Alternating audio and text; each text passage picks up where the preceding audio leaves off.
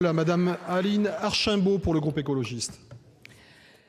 Monsieur le Président, ma question s'adressait à Monsieur le Premier ministre.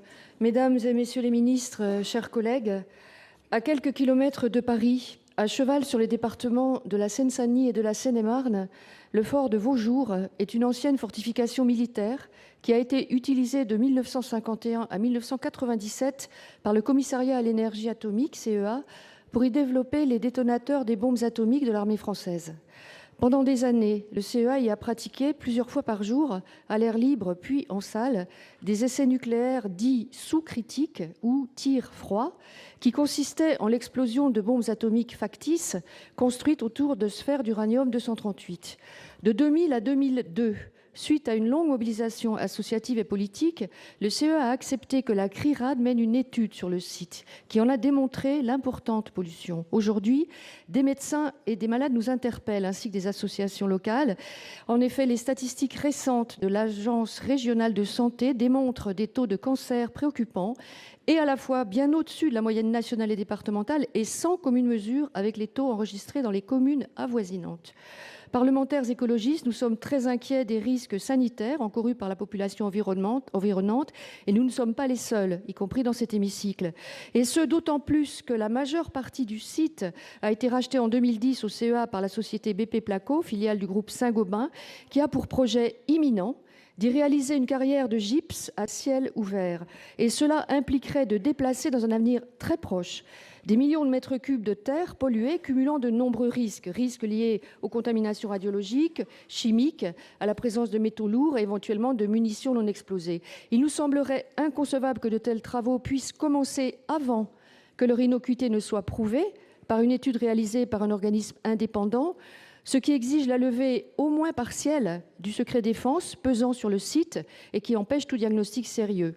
Monsieur le Premier ministre, Monsieur le Ministre, êtes-vous prêt à demander la mise en place d'un moratoire immédiat afin que ces travaux ne soient pas engagés avant la conclusion d'une telle étude?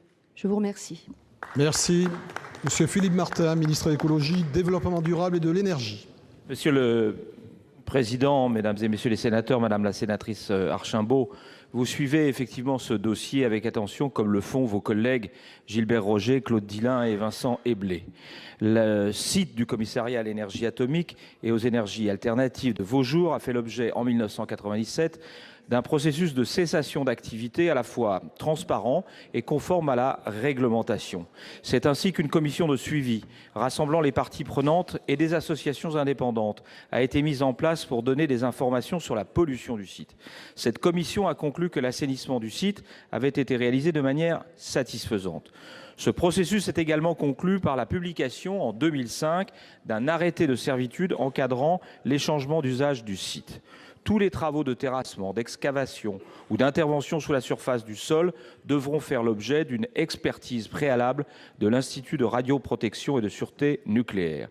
Cette servitude n'est à ce jour possible que sur les sites classés pour la protection de l'environnement. Je proposerai donc, dans le projet de loi sur la transition énergétique, que l'on puisse généraliser ce type d'outil lorsqu'il est nécessaire.